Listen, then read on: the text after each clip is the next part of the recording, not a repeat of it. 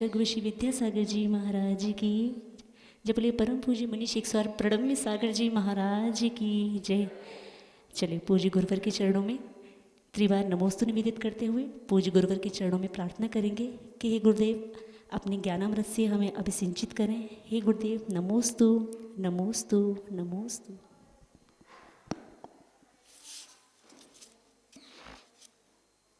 सिद्धं शुद्धं पडमीय जिणेन्द्रवर्णेमि चन्दमकलङ्कं गुणरयणभूषणोदयं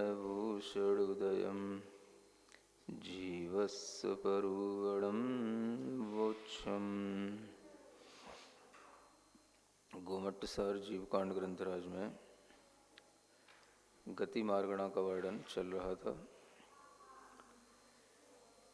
गति मार्गणा में भी चारों गतियों का वर्णन करने के बाद संख्या प्रूपणा का वर्णन प्रारंभ हुआ था। उसमें नरक गति, तिर्यंच गति और मनुष्य गति के जीवों की संख्या बताई गई थी। अब यहाँ पर देव गति के जीवों की संख्या को बताने के लिए यह गाथा आती है। गाथा नंबर 160। तिन्निसयजोयणाणं बेसद छप्पण्ड अंगुलाडं च कदिहदपदरं बेसद वेंतर जोईसियाणं च परिमाणम्। देवगति के जीवों की संख्या बताई जा रही है। ये तो आप लोगों को अंदाजा तो है ही है कि जिस तरह से नारकी जीव असंख्यात होते हैं वैसे देव जीव भी असंख्यात होते हैं। देव कितने होते हैं? असंख्यात।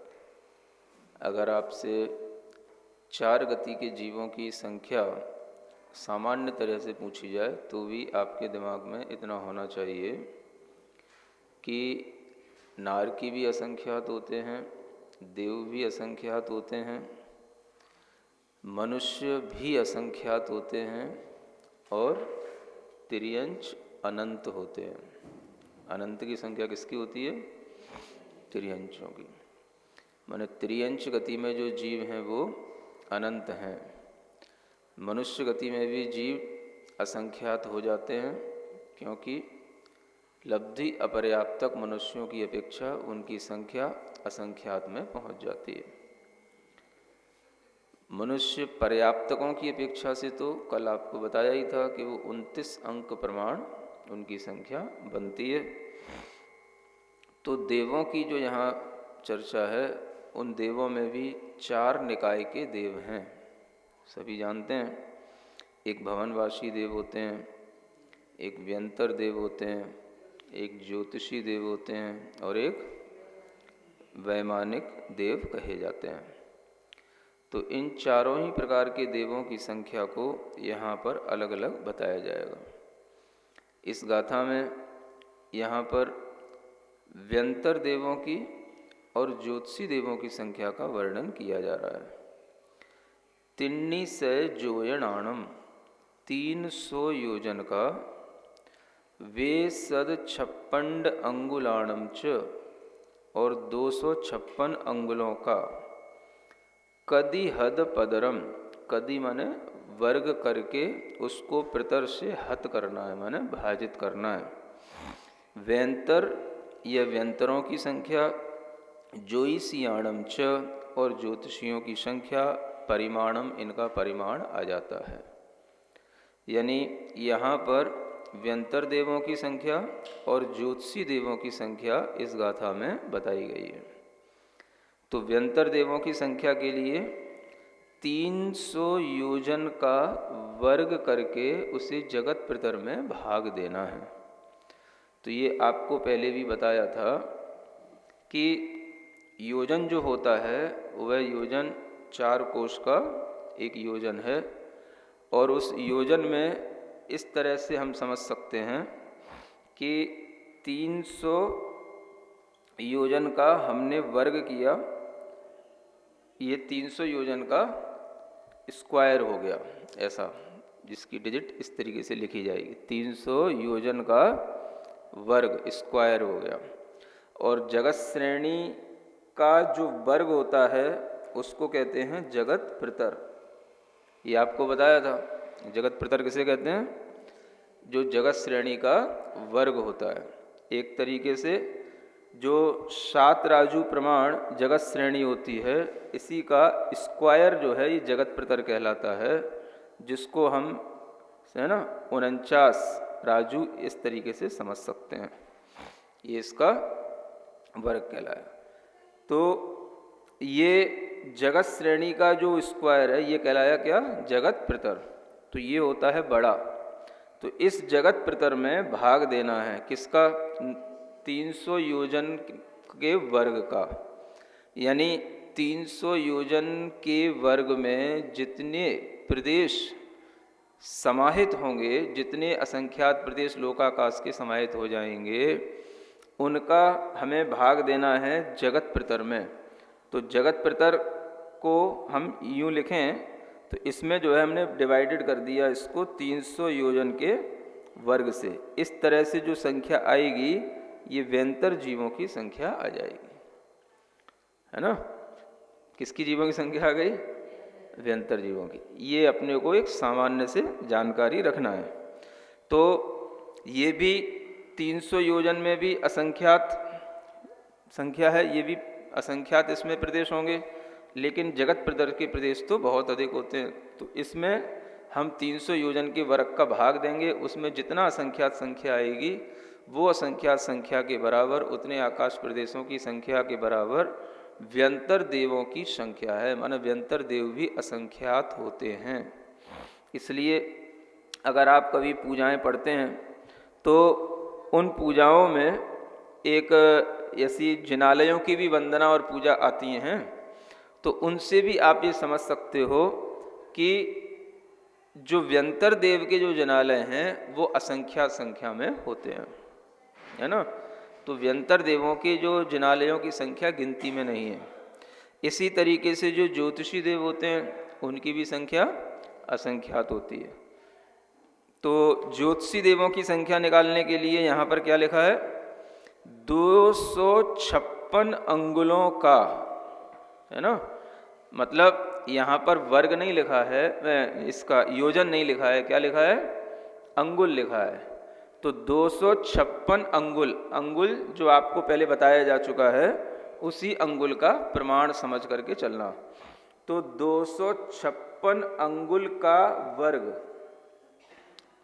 ये कदी हद पदरम, ये दोनों के साथ जोड़ा जाएगा। तो 256 अंगुल का वर्ग करना है और इसको भी जगत प्रतर से ही भाग देना है। तो जो जगत प्रतर था, जगत श्रेणी का जो स्क्वायर रूप था, उससे जो है 256 के वर्ग का जो भाग देंगे तब जो आएगा वो ज्योतिषी देवों की संख्या आ जाएगी, है ना। इस तरीके से जैसे जगत प्रतर में पहले भाग दिया था, वो कितने का दिया था? 300 योजन के वर्ग का। और यहाँ अब भाग दे रहे हैं ज्योतिषी देवों की संख्या निकालने के लिए 256 अंगुल के वर्ग का। तो अगर देखा जाए तो अंगुल छोटा होता है, योजन बड़ा होगा। तो बड़ी संख्या का जब हमने उसमें भाग दिया था तो जो संख्या आएगी असंख्यात में वो छोटी आएगी, अगर हम दोनों को कंपेयर करें तो। और यहाँ पर जब हम छोटी संख्या का भाग दे रहे हैं इसमें, तो वही जगत प्रतर तो वही है, तो यहाँ पर जो ज्योतिषी की संख्या निकलेगी वो अधिक निकलेगी। इतना तो मोटा मोटा समझ ही सकते हैं दिमाग से, है ना। एक अंगुल और एक योजन बहुत बड़ा हो गया। अंगुल से वो पाद बनता है, फिर उससे बितस्ती बनती है, फिर उसका वो किस्कू, दंड, और फिर जो है योजन तक जाता है तो बहुत बड़ा हो जाता है। तो योजन बड़ी संख्या हो गई। यानी व्यंतर देवों की जो संख्या है वो भी असंख्यात है और जो ज्योतिषी देवों की संख्या है वो भी, और जो ज्योतिषी देवों की संख्या है वो भी असंख्यात है। तो यहाँ पर यह ज्योतिषी देवों की संख्या इस हिसाब से हम समझ सकते हैं कि ये बहुत अधिक है ना, किसकी अपेक्षा से? व्यंतर देवों की अपेक्षा से। तो आपको अपने दिमाग में कम से कम इतना बिठा लेना है कि 4 निकाय के देवों में व्यंतर देव भी असंख्यात हैं, ज्योतिषी देव भी असंख्यात हैं, लेकिन व्यंतर देवों की अपेक्षा से ज्योतिषी देव अधिक हैं। और आगे बताया जाएगा कि सबसे ज़्यादा ज्योतिषी देवी होते हैं, है ना, ये भी पहले से जान के रखो। ज्योतिषी देवों की संख्या चारों निकाय के देवों में अधिक है, क्योंकि वैमानिक देवों में भी आप देखेंगे संख्या तो उनकी भी अधिक है, असंख्यात में आती है, लेकिन फिर भी वह संख्या इतनी अधिक नहीं है जितनी ज्योतिषी देवों की या व्यंतर देवों की संख्या है। तो ये जो है 2 प्रकार के देवों का ये प्रमाण बताने के लिए गाथा हो गई। आगे की गाथा 161 में और कहा जा रहा है, घण अंगुल पड़म पदम तदीय पदम श्रेणी संगुणम कमसो भवणे सोहम मधुगे देवाणम होदि परिमाणम। अब यहाँ कहते हैं घनांगुल के प्रथम पद का मतलब यहाँ वर्गमूल है। घनांगुल का प्रथम वर्गमूल, और तदीय पदम यानी उसी का तृतीय वर्गमूल, यानी घनांगुल का ही तीसरा वर्गमूल। उसको श्रेणी संगुणम, उसको श्रेणी से गुणा करना है, कमसो माने क्रमश। तो क्या आ जाएगा? भवणे यानी भवनवासी देवों की संख्या आ जाएगी, और सोहम दुगे देवाड़म, और सौधर्म ऐसान, है ना, ये सौधर्म द्विक कहलाता है। इन सौधर्म ऐसान देवों की संख्या का यह होदी माने होता है, परिमाण माने इनका प्रमाण या संख्या आ जाती है। तो अब इस गाथा में भवनवासी देवों की संख्या बताई, और वैमानिक देवों में केवल सौधर्म और ऐशान देवों की संख्या बताई है। तो यह भी संख्या असंख्यात ही है। तो ये संख्या में जो असंख्यात संख्या आएगी वो संख्या कितनी है उसको निकालने के लिए यहाँ पर आपको बताया जा रहा है। तो घनांगुल का प्रथम वर्गमूल को जगत श्रेणी से गुणा करना है ना। अब एक आप इससे कैसे समझेंगे? घनांगुल पहले हम बता चुके हैं, जो घनांगुल होता है क्या चीज, इसी में हो जाएगा। घनांगुल का प्रथम वर्गमूल, चलो कोई बात नहीं, ये हटाना। तो घनांगुल आपको बताया ना कि जैसे पल्य था, सागर था, उसके बाद में किसका नंबर आता है? सूच्यंगुल, फिर प्रतरांगुल, फिर घनांगुल। तो ये घनांगुल का नंबर आया, उसके बाद जगत श्रेणी का नंबर आता है। तो इसी चीज को ध्यान में रखते हुए यहाँ पर हम ये समझ के चलें कि घनांगुल कोई एक वो भी संख्यात है, असंख्यात प्रमाण, वो भी एक संख्या कैसी है? असंख्यात वाली संख्या है। क्योंकि कोई भी लोकाकाश का किसी भी तरीके का अंगुल है या कोई भी जगह घेरी जाती है तो वो असंख्यात ही घेरी जाती है। तो घनांगुल जो असंख्यात संख्या होगी उसका वर्गमूल निकालना है। तो कौन सा वर्गमूल? पहला वर्गमूल है। ये पहले भी आपको बता चुके हैं कि अगर हम घनांगुल को मान लो 16 मान करके चलें तो इसका पहला वर्गमूल कितना हो जाएगा? 4 हो जाएगा, है ना। पहला वर्गमूल इसका क्या हो गया? 4 हो गया। अगर हम संख्या इससे थोड़ी सी बड़ी लेकर के चलें, मान लो हम 256 लेकर के चलें, कितनी? तो इसका पहला वर्गमूल क्या होगा? तो 16 होगा। अगर हम इसका दूसरा वर्गमूल पूछें तो कितना हो जाएगा? तो इसका दूसरा वर्गमूल 4 हो जाएगा, ठीक है ना। तीसरा वर्गमूल इसका पूछें तो कितना हो जाएगा? तो तीसरा वर्गमूल 2 हो जाएगा। इतना तो सीखे गए सब लोग, है ना। तो वही चीज का अब यहाँ उपयोग करना। जैसे घनांगुल है, घनांगुल मान लो 256 है, घनांगुल की संख्या 256 है। तो जगत श्रेणी इससे भी बड़ी है, 7 राजू प्रमाण है। अब यहाँ पर जगत श्रेणी ली है, जगत प्रतर नहीं लिया है। ऊपर जब हमने व्यंतर और ज्योतिषी देवों की संख्या निकाली थी तो उसमें हमने जगत प्रतर में भाग दिया था, माने वो जगत श्रेणी का भी स्क्वायर था, उसका भी वर्ग था। तो उसमें जो संख्या आएगी वो बहुत अधिक होगी, वो जगत श्रेणी का वर्ग था, जगत प्रतर्क में भाग दिया था। यहाँ पर क्या है, केवल जगत श्रेणी है। तो जगत श्रेणी में अगर हमने प्रथम वर्गमूल को यहाँ पर गुणा करना है, यहाँ पर भाग नहीं है, यहाँ पर क्या है, श्रेणी संगुणम, श्रेणी से उसको गुणा करना है। तो जगत श्रेणी में प्रथम वर्गमूल का गुणा किया तो पहला वर्गमूल कौन सा, जैसे मान लो 256 संख्या है तो इसका पहला वर्गमूल आया 16 है, और इसी का तीसरा वर्गमूल क्या, तो आया 2। तो जगत श्रेणी में हमने 2 का गुणा कर दिया, ऐसे मान के चलो। अगर हम इसको 7 राजू माने तो 7 राजू में हमने 16 का गुणा किया और 7 राजू में हमने 2 का गुणा किया। 7 राजू प्रमाण एक जो लाइन होती है उसी को जगत श्रेणी कहते हैं। तो उसमें जो असंख्यात प्रदेश हैं उसमें घनांगुल के प्रथम वर्गमूल का गुणा करोगे तो आ जाएगी भवनवासी देवों की संख्या। तो फिर भी ये संख्या अपने दिमाग से आपको इतनी समझ में आ रही होगी कि ये संख्या असंख्यात होते हुए भी यह ऊपर जो जगत प्रतर के साथ में भाग देकर के संख्या बनाई थी उससे कम ही है, क्योंकि इसमें केवल जगत श्रेणी से गुणा किया है, उसमें जगत प्रतर में भाग दिया था, तो यह संख्या कम है। तो इस तरह से हम देखेंगे तो भवनवासी देवों की संख्या जगत श्रेणी में 16 का गुणा करने से आ रही है, और इसका तीसरा वर्गमूल अगर 2 आता है तो जगत श्रेणी में 2 का गुणा करने से सौधर्म और ऐशान देवों की संख्या आती है।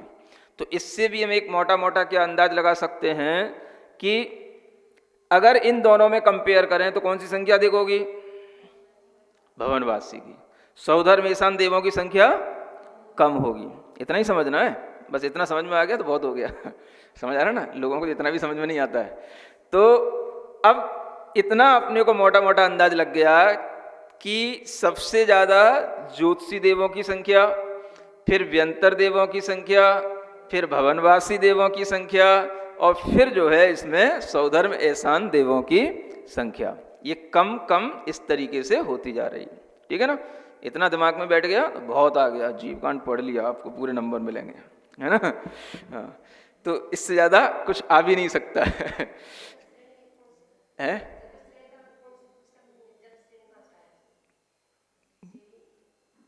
पहली बार आएगा क्लास में?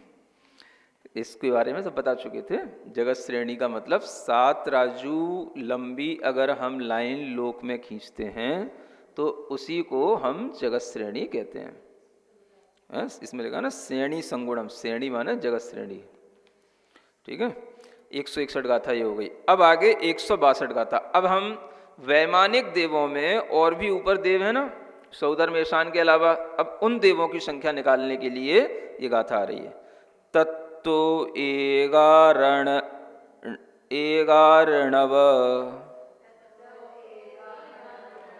पढ़ने में तो ऐसे ही आएगा, एगारण वसग पण चौणीय मूल भाजिदा श्रेणी पल्ला संख्ये जदिमा पत्तेयम आणदादिसुरा। हाँ, तत्व माने उसके बाद, 11 यानी 11, 9 माने 9,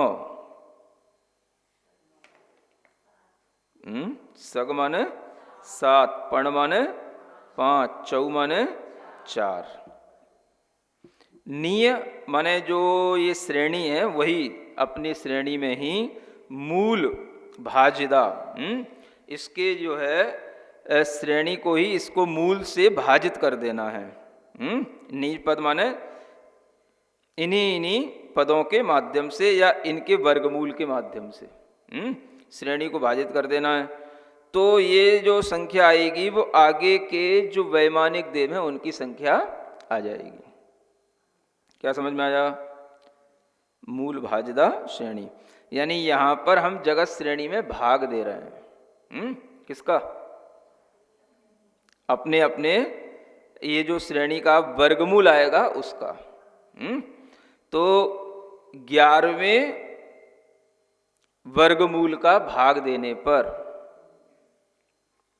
ठीक है ना, फिर कितने पद हैं इसमें? 11, 9, 7, 5 और 4, माने 5 संख्याएं बनानी है।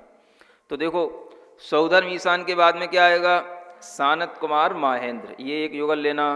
फिर आएगा ब्रह्म ब्रह्मोत्तर, फिर आएगा लांतव कापिष्ट, फिर आएगा शुक्र महाशुक्र, और फिर आएगा सतार।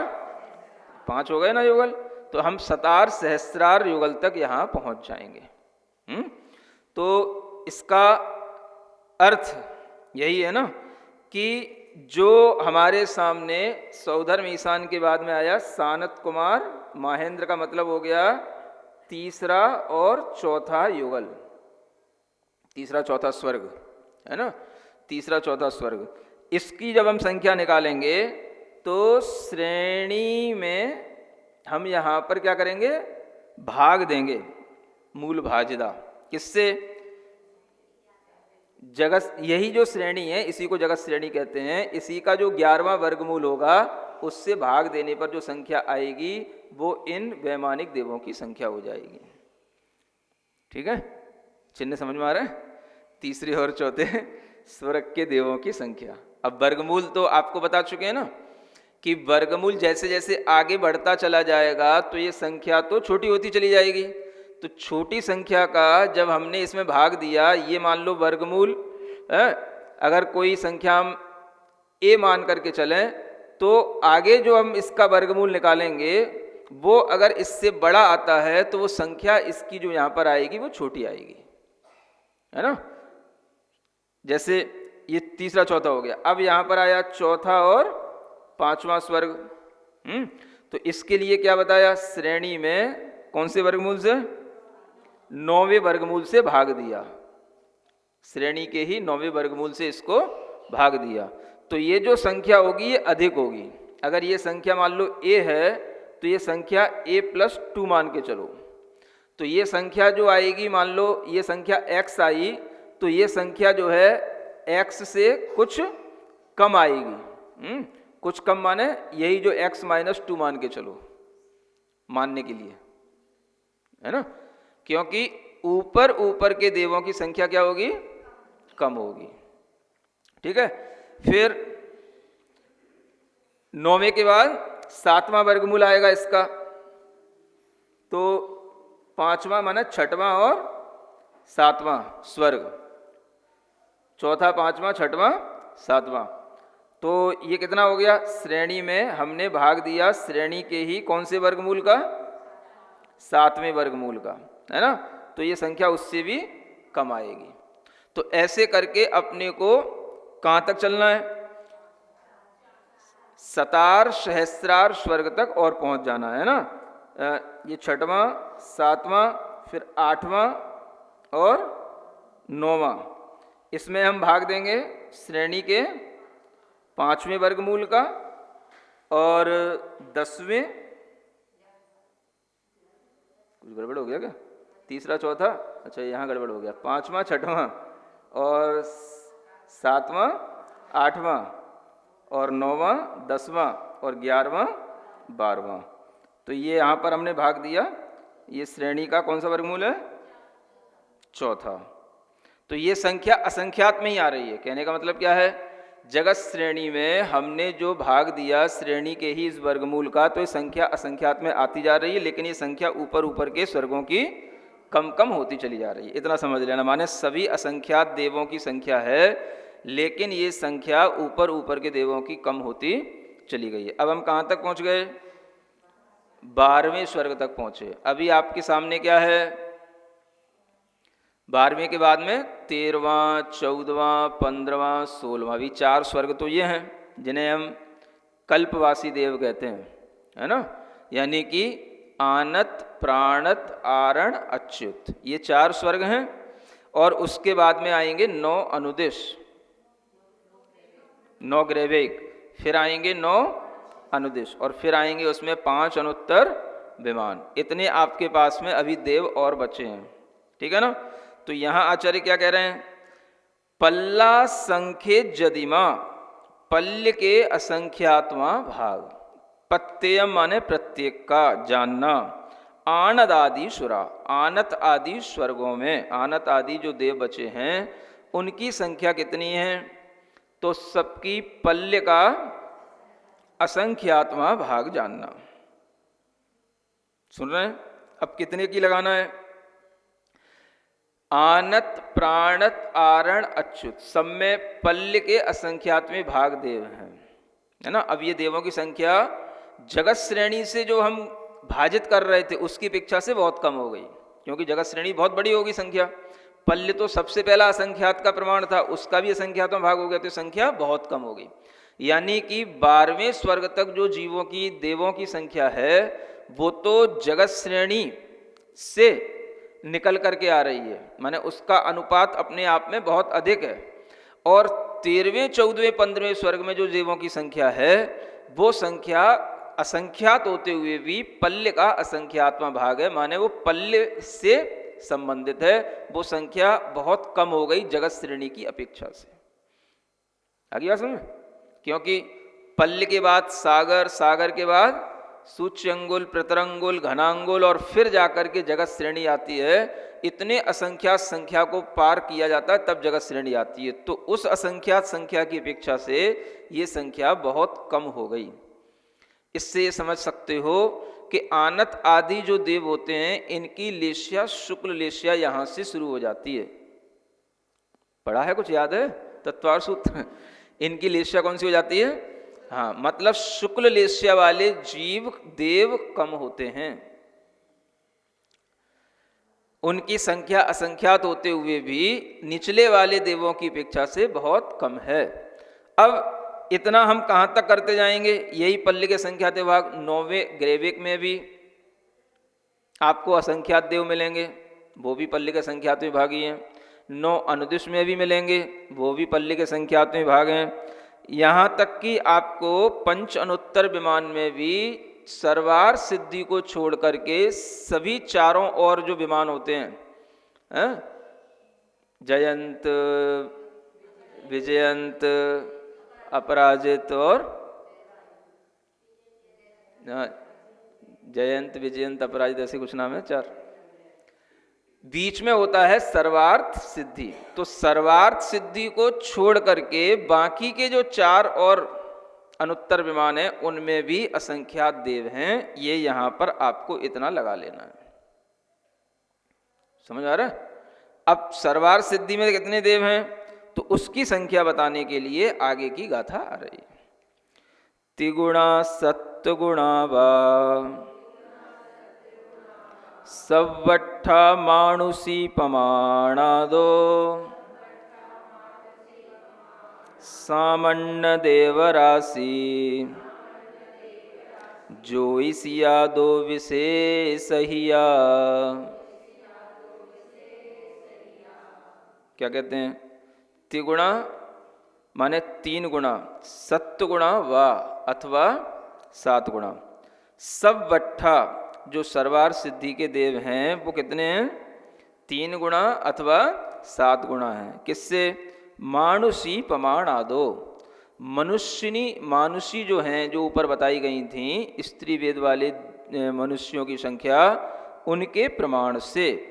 सामान्य देवराशि जो सामान्य देवराशि है वह ज्योतिष यादो विशेषय्या, वह ज्योतिषी देवों से विशेष अधिक होती है। ये तो इससे क्या समझ में आया?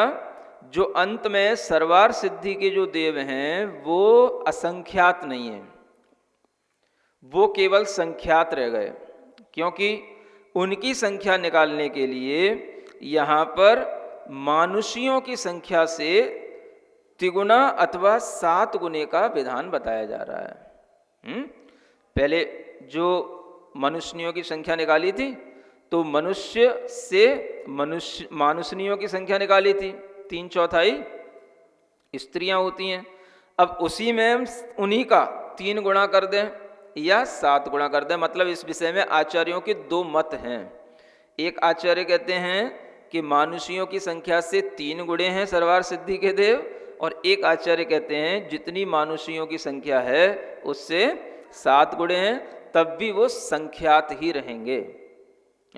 जो बादाल का घन करके निकाली थी संख्या 29 अंक प्रमाण, तो उसी संख्या के अनुसार इन सर्वार सिद्धि के देवों की संख्या भी निकल के आएगी।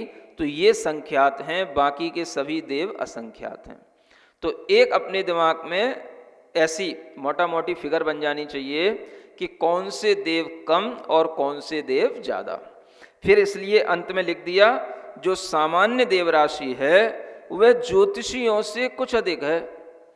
मतलब कि सब सामान्य देव राशि का मतलब क्या हो गया, चारों निकाय की जो देव राशि है वो मिला लो, और ज्योतिषी देवों की राशि भी उसी में है।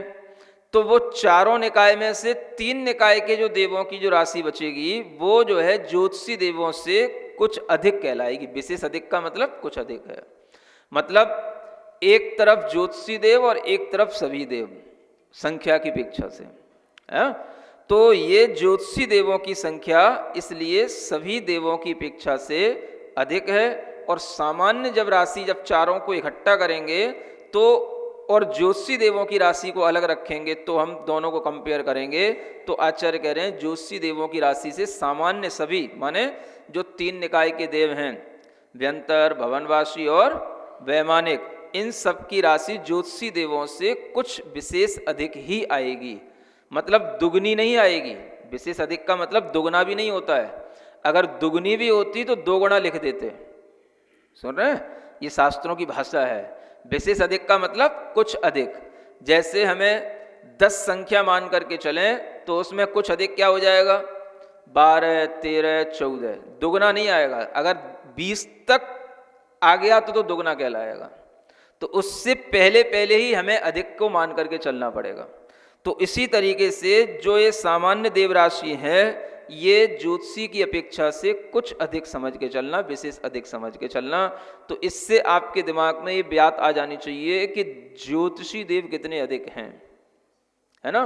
मतलब ये सूर्य, चंद्रमा, तारों की जो संख्या है ये इनके एक एक चंद्रमा के अनुसार जो एक एक परिवार है, और ऐसे चंद्रमाओं के परिवार जिसमें सूर्य भी शामिल हैं, ग्रह, नक्षत्र, तारे सभी शामिल हैं, ये सभी कहाँ तक ले जाते हैं, ये पूरे असंख्यात द्वीप समूहों में फैले हुए हैं। पूरा एक राजू प्रमाण तक ये पूरे मध्यलोक के अंदर द्वीप समुद्रों में ये फैले हुए हैं। इसलिए इनकी संख्या सबसे अधिक है, और बाकी के जो देव हैं इनकी संख्या अलग अलग रूप से जान लेना चाहिए।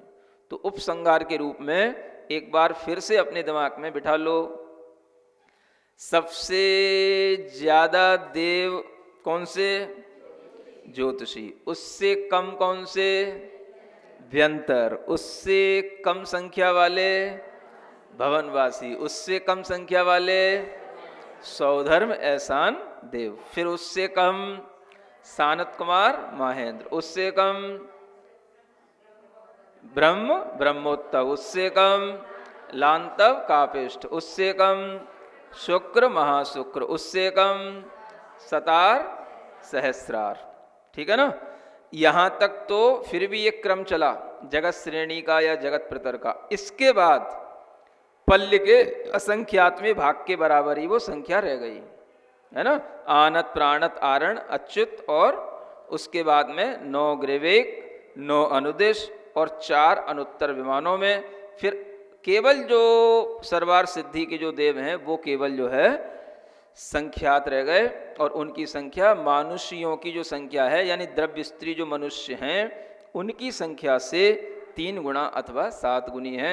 अगर आपने इतना सीख लिया तो आप बहुत बड़े पंडित हो गए। आपने केवल ज्ञान का विषय सब समझ लिया।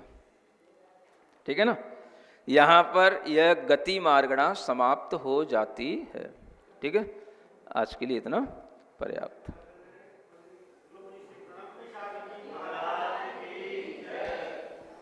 स्तुति के लिए खड़े हो जाएं। सिरिजीण लाड़ी जग जड़ मदता मोह हरि, जड़मण हारी गण हर हारी, जम जरा भव तेतेरानम दिव्य जुनिम जो पढ़ई सुनई मई धारई, नानम शोक मनंतम धर पदं पावै सासद मोक्ष पदं पावै भगवान मुख मंत्र पढ़िए।